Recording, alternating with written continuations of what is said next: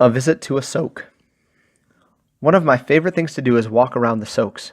I love losing myself in the crowds, talking with vendors, and taking in my surroundings. It's an exhilarating feeling. I have a hard time describing it, but the city brings me to life. The chatter, the people, the sales, the merchandise, it's all a very raw experience. There are soaks for almost everything here: clothing, gold, jewelry, food. This is how traditional markets operate.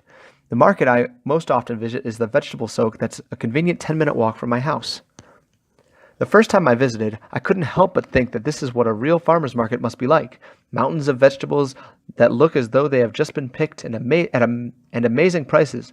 The kebab, small torpedo-shaped balls, pointy on both ends, made from mincemeat and a fine bulgur, cracked wheat, is a classic preparation across the Levant, and is famous for its endless variations with sour cherries or quince, carrots or pumpkin, yogurt or broth, raw or cooked, fried or baked, boiled or grilled.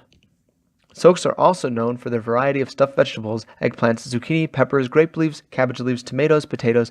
I'm sure I'm forgetting a lot. As of lately, my favorite has been the stuffed Swiss chard leaves. I had them for the first time a few months ago on a chilly winter afternoon. My grandmother's sister prepared a batch one afternoon for me to try. The stuffed chard leaves looked almost like overstuffed grape leaves, but with a more pronounced dark green color.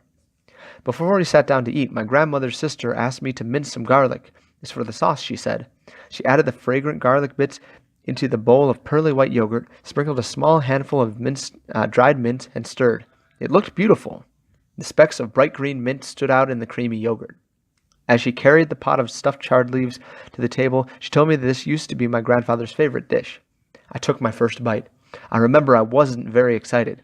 In my mind, it didn't seem like anything could compare to the flavor and the texture of the stuffed grape leaves. "You have to eat it with the yogurt sauce," she proclaimed. I took another bite, this time with the yogurt. Had I been a cartoon character, this is when fireworks would be happening in my eyes. The difference is incredible.